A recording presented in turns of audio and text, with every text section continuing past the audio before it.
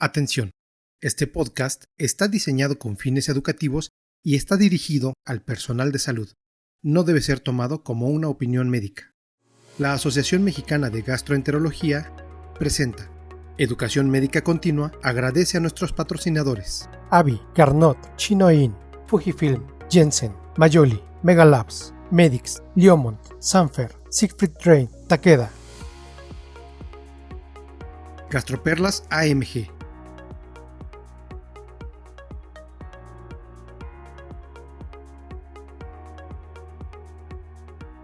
Buen día a todos, los saluda Daniel Ruiz Romero y esta es la tercera temporada de las Gastroperlas de la Asociación Mexicana de Gastroenterología. Antes de comenzar, queremos agradecer a todos los laboratorios que fungen como nuestros patrocinadores en estos eventos de educación médica continua. Este es nuestro podcast número 94, cuyo tema se titula Perforaciones endoscópicas, cuándo, cómo y a quiénes tratar endoscópicamente. En este podcast hablaremos acerca de una complicación que puede ocurrir en aquellos que realizamos estos procedimientos de endoscopía gastrointestinal, tanto diagnóstica como cada vez el mayor papel que tiene la endoscopía intervencionista o terapéutica.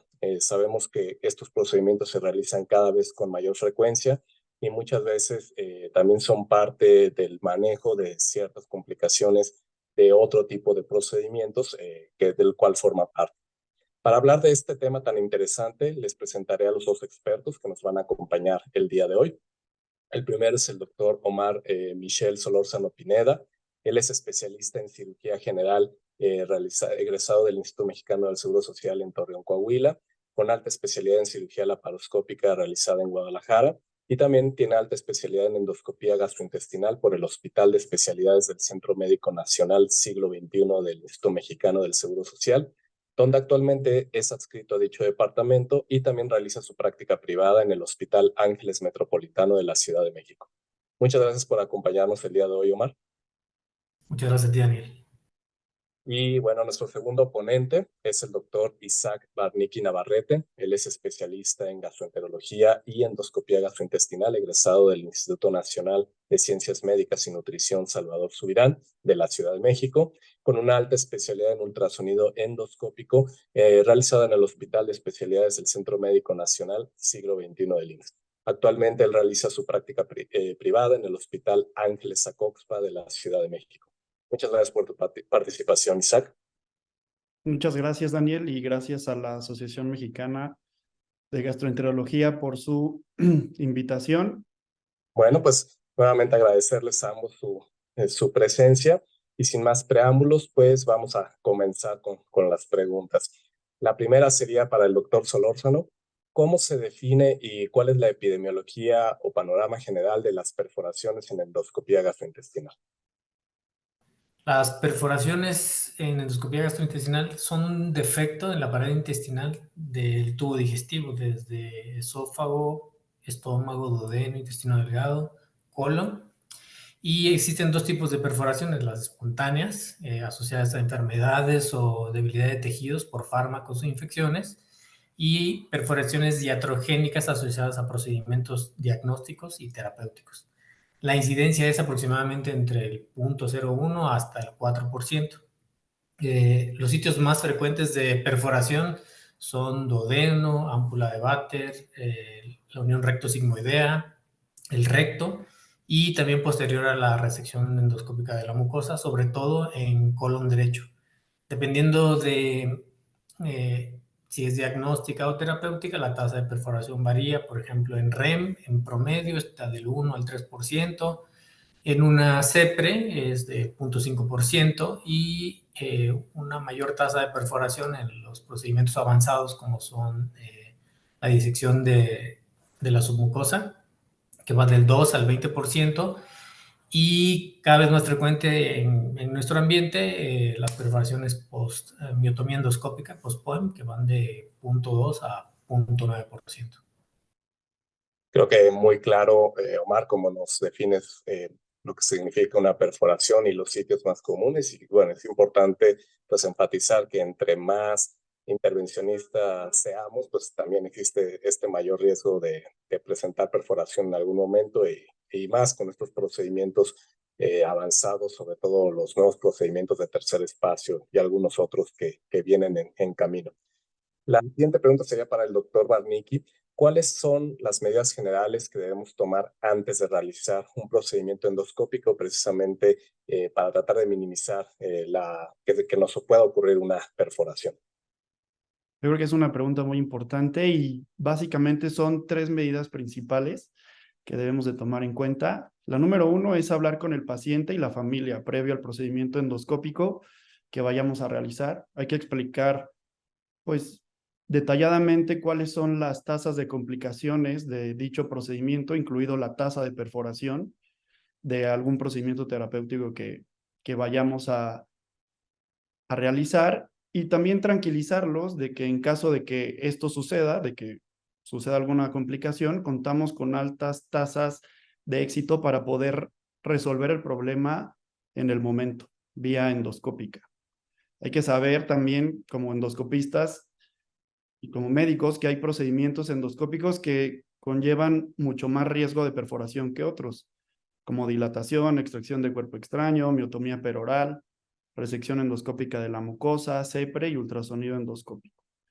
En segundo lugar, pues yo creo que el uso de CO2, del dióxido de carbono, es fundamental. Sabemos que se absorbe 160 veces más rápido que el nitrógeno, que es componente principal del aire, y esto se traduce clínicamente y ya está demostrado en estudios que los pacientes presentan menos dolor y menos distensión cuando usamos CO2.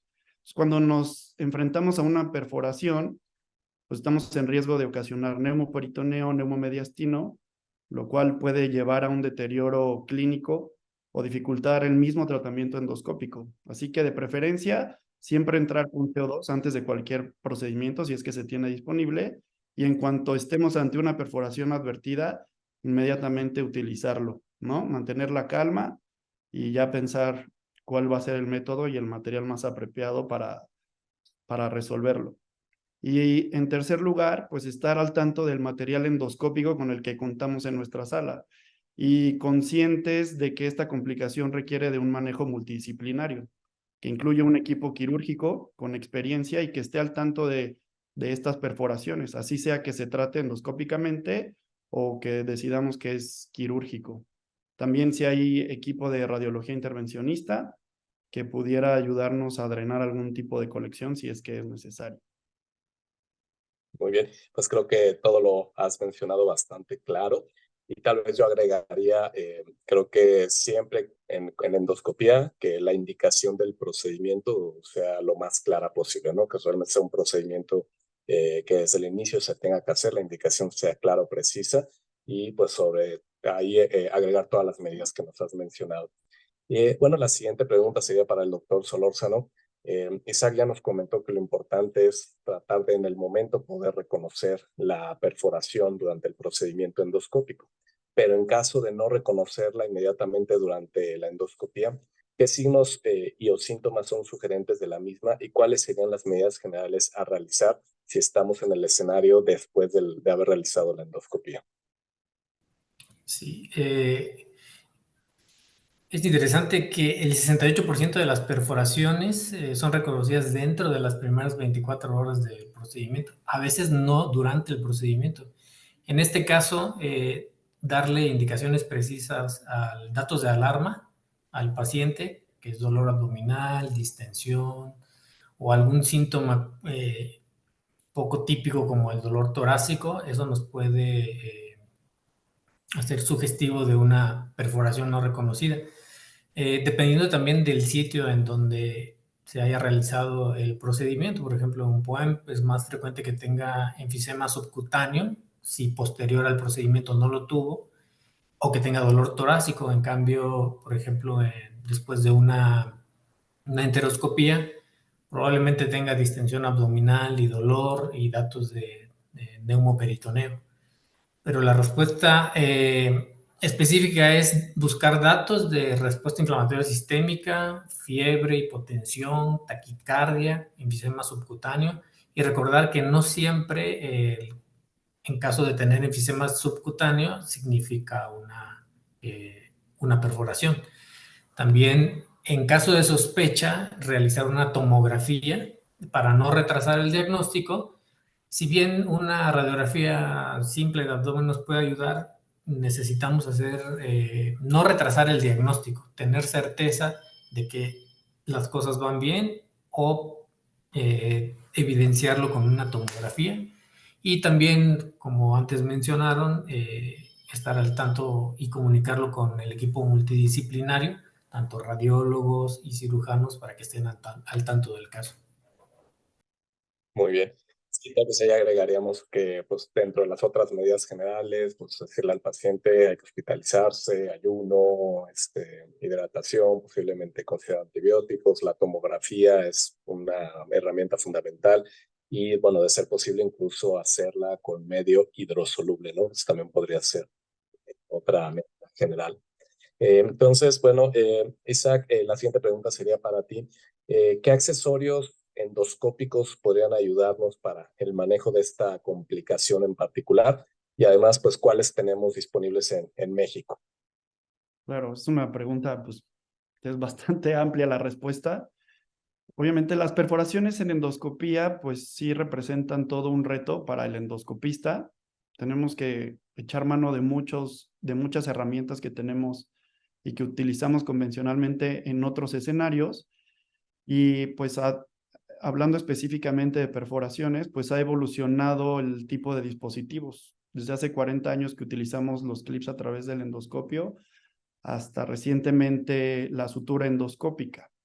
Entonces, el primer dispositivo y el que comúnmente se usa son los clips, que son a través del endoscopio. Estos pasan a través del canal del trabajo.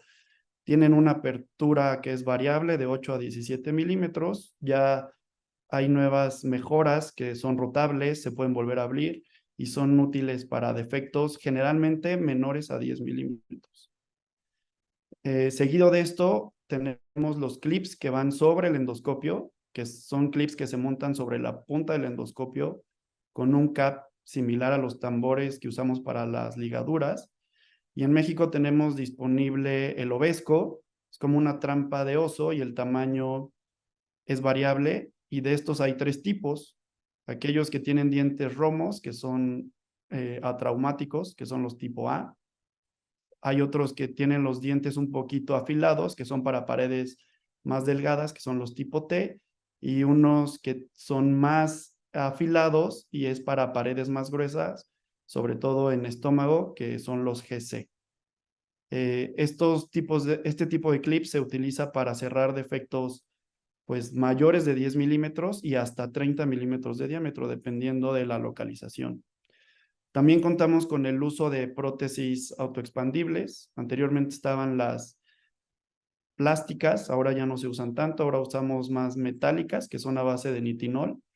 Y de estas podemos utilizar totalmente cubiertas o parcialmente cubiertas, que tienen un recubrimiento en el cuerpo y están descubiertas en los extremos con el objetivo de que disminuya la tasa de migración.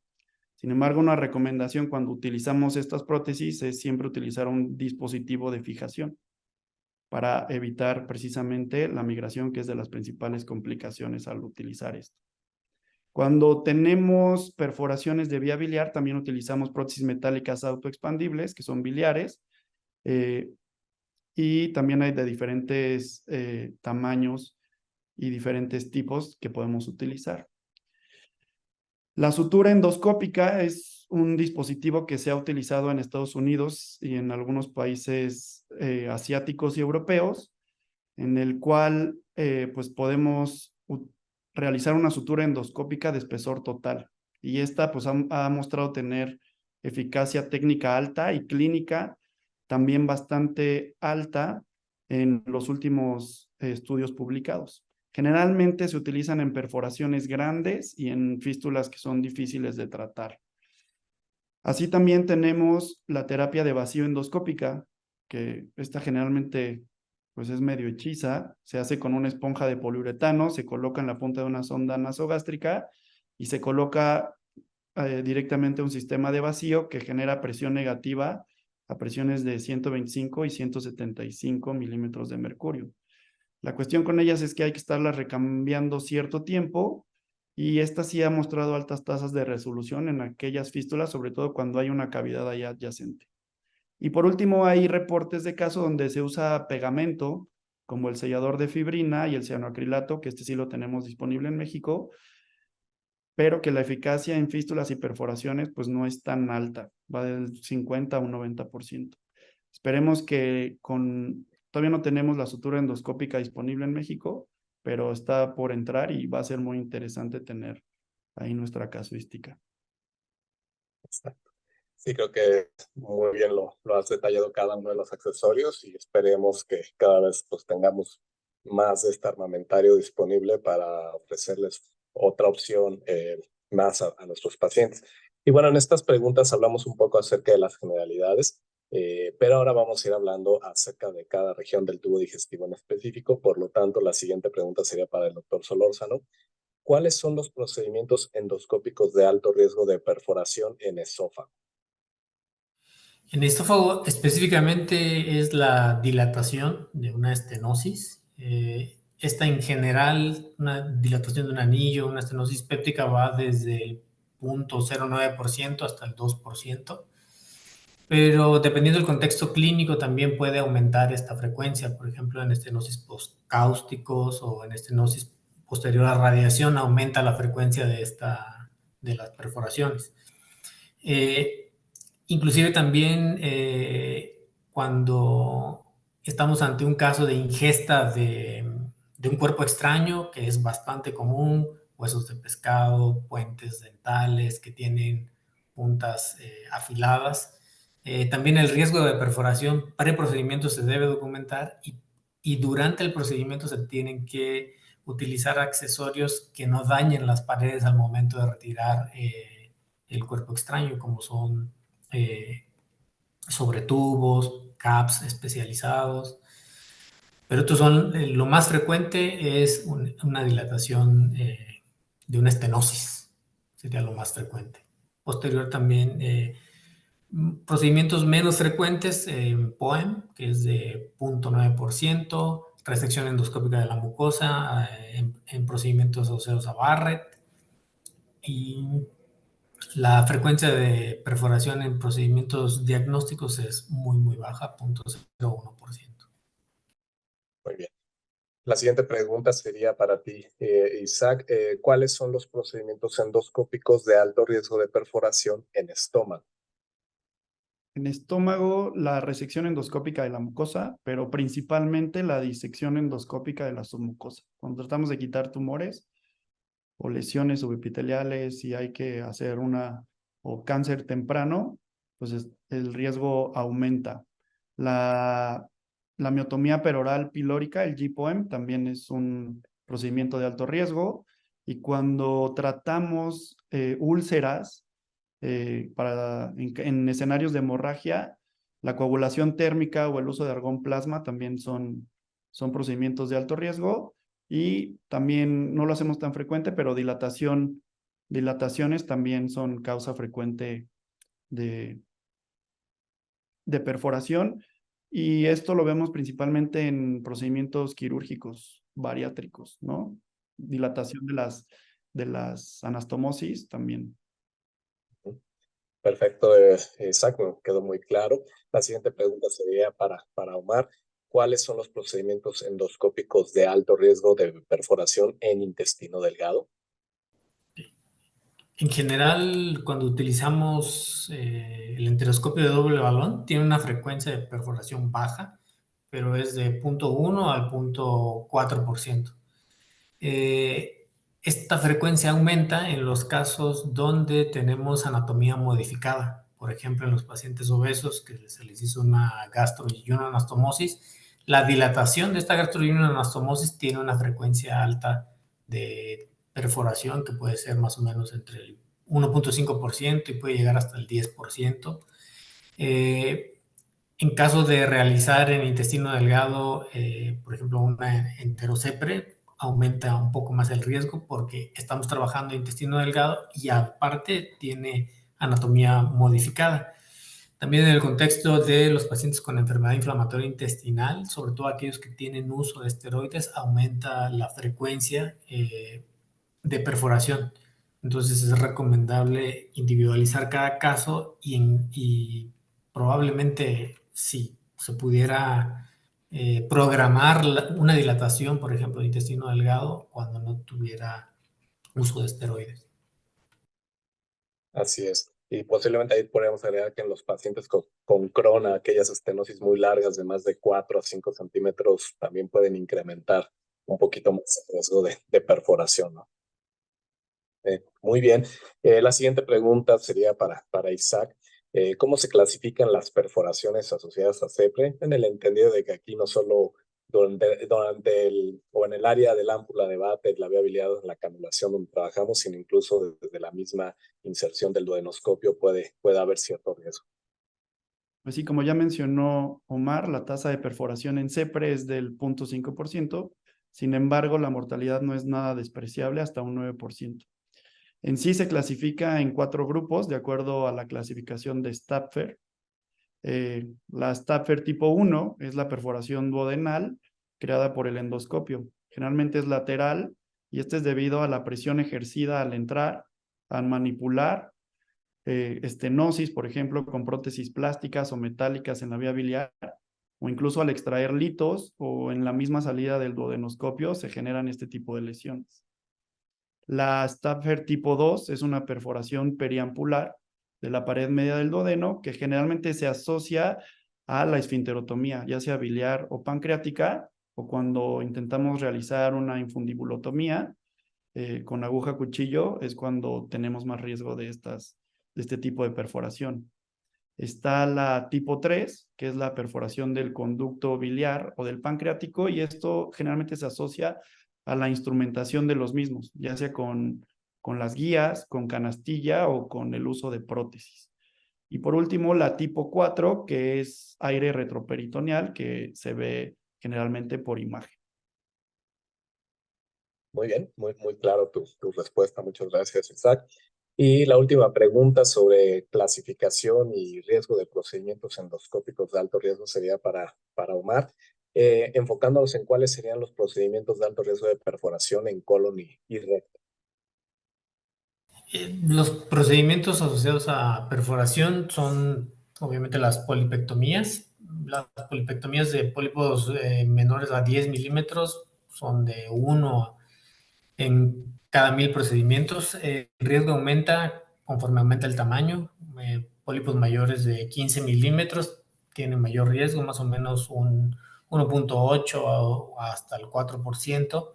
También cuando utilizamos, ya casi no se utiliza, pero biopsias con pinza caliente, y también otro de los procedimientos asociados a mayor riesgo de perforación es la dilatación de estenosis en pacientes con enfermedad de Crohn, con enfermedad inflamatoria, y en pacientes que tienen antecedentes de radiación, y también aquellos que utilizan esteroides. Dentro de los procedimientos diagnósticos, hay casos de colonoscopías difíciles que tienen múltiples cirugías en mujeres, histerectomías, están angulados, a veces tienen muchos divertículos, y si avanzamos el endoscopio sin recortarnos, aumentamos el riesgo de producir una lesión en donde hicimos el asa, en la zona del colon. Y eso tenemos que tener mucho cuidado y mucha cautela al momento de realizar el avance. Siempre es preferible recortarnos para hacer una buena colonoscopia, no tan traumática. Así es, perfecto, Omar. Muchas gracias por tu respuesta. Y bueno, la siguiente pregunta sería para el doctor Barnicki. ¿Cuáles serían las estrategias de tratamiento endoscópico para aquellas perforaciones ocurridas en esófago y en estómago? Ok, pues mira, en primer lugar, hay que recordar que aquellos pacientes con perforación esofágica, ellos van a requerir ayuno prolongado, nutrición parenteral, hay que darles antibiótico, generalmente hacen colecciones, hay que darles una adecuada supresión ácida y controlarles el dolor, ¿no? En caso de fugas o fístulas, pues también el drenaje de estas colecciones, ya sea con el equipo multidisciplinario, y hablando específicamente del tratamiento endoscópico, por ejemplo, en perforaciones advertidas para defectos de menos de 10 milímetros, como ya les había mencionado, los clips a través del endoscopio son los de primera línea. Cuando el defecto mide más de 10 milímetros y hasta 30, pues se puede utilizar los clips sobre el endoscopio. Y en aquellos defectos que son grandes, todavía más, mayores de 20 milímetros, podemos utilizar las prótesis metálicas autoexpandibles. Justo en esófago es donde vemos este tipo de fugas o colecciones y fístulas en las cuales la terapia endoscópica de vacío se ha reportado ser eficaz.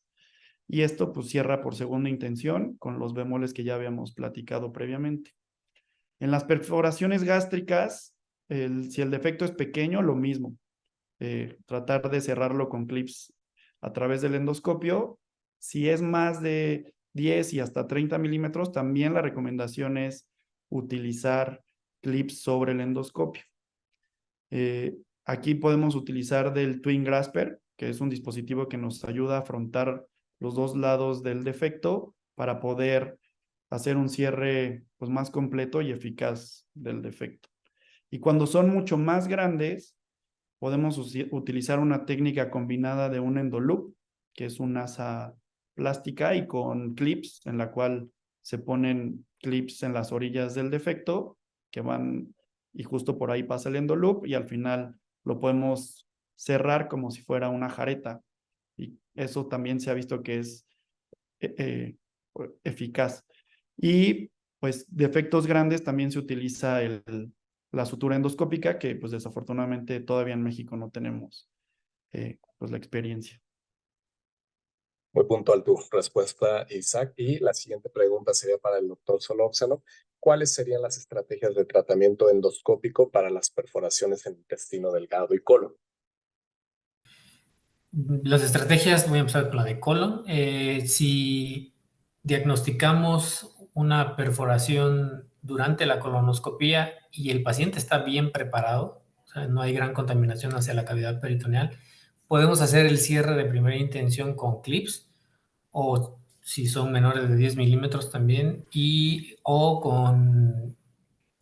con clips sobre el endoscopio, sobre todo en recto. También tiene que ver cómo se acomode la localización de la lesión. A veces es un poco difícil colocarse bien para aplicar los clips, pero en general las perforaciones suelen ser menores de 10 milímetros y es factible cerrarlos con clips.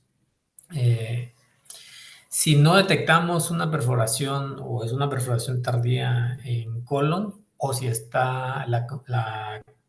hay mucha contaminación, hay mucho residuo, la alternativa es quirúrgica y hay que tener al equipo multidisciplinario, ¿no? Al cirujano general, al cirujano de colon y recto para que nos apoye en esta situación. En relación a las perforaciones iatrogénicas de intestino delgado, depende también del caso. Podemos cerrar algunas perforaciones asociadas a una maniobra terapéutica, por ejemplo, polipectomías. Hay algunos casos en los que los tejidos son muy friables y el propio balón puede hacer un desgarro de una gran longitud. Entonces, en este sentido, primero control de daños, ¿no? Hacemos neumoperitoneo, funcionamos el neumoperitoneo, tratamos de evaluar el caso y si es una perforación muy, muy grande, que inclusive salga el balón, pues la alternativa es quirúrgica. Si la perforación es pequeña, tenemos los accesorios, sobre todo la longitud de los accesorios son adecuados, podríamos intentar cerrarlo con clips y con la técnica de jareta que mencionaba Isaac. Perfecto. Pues bien, la siguiente pregunta sería para el doctor Barnique también. ¿Cuáles serían aquellas estrategias de tratamiento endoscópico para las perforaciones asociadas a FEPRE? Ok, para la perforación tipo 1, que era el defecto de pared duodenal, generalmente el uso de clips tiene altas tasas de éxito. Se puede usar a través del endoscopio y si es viable, porque ahí la posición juega un papel importante, pero sobre el endoscopio también si es viable, es efectiva. Para las dos que son periampulares, se utilizan las prótesis metálicas autoexpandibles y con eso puede ser suficiente. En algunos casos también clips a través del endoscopio pueden ser efectivos y pues hay reportes donde stents o prótesis duodenales también son útiles. Para las tipo 3, dependiendo del tamaño de la lesión del conducto biliar pancreático, se puede utilizar prótesis o mantener una conducta expectante. Y para las tipo 4, generalmente el tratamiento es conservador.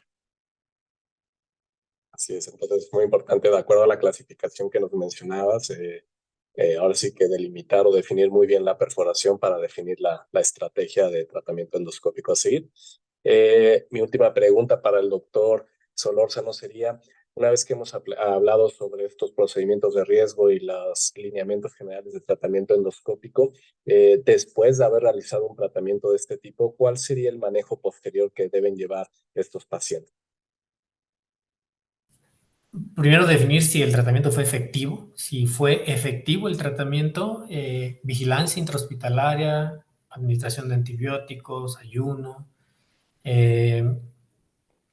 Debemos de localizar, dependiendo de la localización de la perforación, si es esofágica, vigilar datos de mediastinitis, dolor torácico, enfisema subcutáneo en el tórax, si fue en estómago, intestino delgado, colon, datos de neumoperitoneo, distensión abdominal, datos de irritación peritoneal, comunicar a los demás miembros del equipo multidisciplinario para que ellos, por su parte, vigilen también al paciente y identifiquen algunos datos de alarma, como puede ser un abdomen agudo.